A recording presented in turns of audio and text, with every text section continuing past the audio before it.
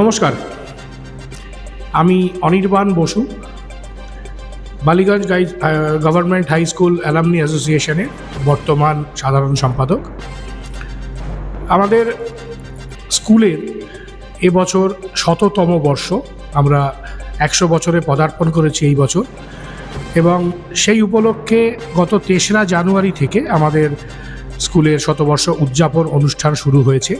3রা জানুয়ারি আমাদের একটা বর্ণাঢ্য শোভাযাত্রা হয়, যেখানে স্কুলের বর্তমান ছাত্র, শিক্ষক, প্রাক্তন ছাত্র, শিক্ষক, শিক্ষাকর্মী সবাই সামিল হয়েছিলেন। অলমোস্ট 1200 লোকের একটি পদযাত্রা বর্ণাঢ্যভাবে আমরা এই বছরটা শুরু করি, এবং তারপরে তার পরেই আমরা জানুয়ারি শেষের দিকে আমাদের অ্যানুয়াল রিইউনিয়ন, যেটা পুনর্মিলন উৎসব, সেটা পালন করি।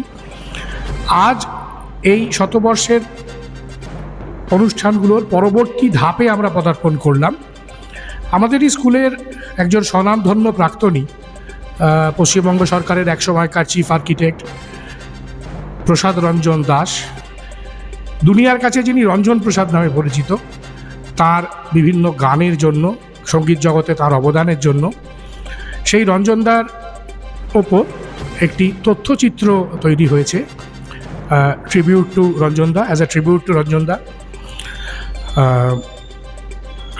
সেই তথ্যচিত্রটি আজ আমরা আমাদের বর্ষবরণ অনুষ্ঠানের একটি অঙ্গ হিসেবে আমাদের সমস্ত অ্যালামনাইদেরকে দেখাবার জন্য একটা স্টেজ অনুষ্ঠানের আয়োজন করেছি, যেখানে আমাদের সমস্ত প্রাক্তনীরা বর্ষবরণ অনুষ্ঠানটাকে রঞ্জনদার মাধ্যমে সেলিব্রেট করবে, এবং রঞ্জনদা নিজেও সেখানে উপস্থিত থাকছেন। আমরা খুব গর্বিত রঞ্জনদাকে এর মধ্যে পেয়ে। এই অনুষ্ঠানটা সবাইকে আমরা খুব বড়োভাবে, খুব সুন্দর করে দেখাতে পেরে আমরা খুবই আনন্দিত অ্যালামনি অ্যাসোসিয়েশনের তরফ থেকে। রঞ্জনদাকে অনেক অনেক শুভেচ্ছা, আরও অনেক অনেক ভালো কাজ করুন রঞ্জনদা। আমরা রঞ্জনদাকে নিয়ে আরও গর্বিত হই, এবং আমাদের স্কুলের যে প্রচুর স্বনামধন্য প্রাক্তনী, সেই সত্যজিৎ রায় থেকে শুরু করে সৌম্য মিত্র, নবারুণ ভট্টাচার্য, কত নাম করব, মানে নাম বলতে শুরু করলে হয়তো 8 ঘন্টা লেগে যাবে। সেই লিস্টের মধ্যে আরেকজন স্বনামধন্য ব্যক্তিত্ব রঞ্জনদা। তাকে আমরা, আমাদের কাছে লিভিং লেজেন্ড উনি এখন, তাকে আমরা দেখছি সর্বক্ষণ, এবং তাকে আমরা আরও সুস্থভাবে আরও অনেক অবদান রেখে যান, এটাই আমরা অ্যালামনি অ্যাসোসিয়েশনের তরফ থেকে কামনা করি, প্রার্থনা করি।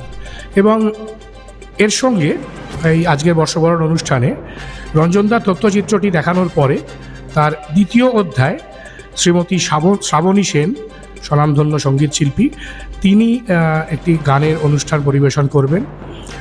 এই দুটি অনুষ্ঠানের মধ্য দিয়ে আমরা এবছরের বর্ষবরণ অনুষ্ঠানকে পালন করব। সবাইকে অনেক শুভেচ্ছা, নতুন বছরের শুভেচ্ছা, সবাই ভালো থাকুন, এই শুভেচ্ছা।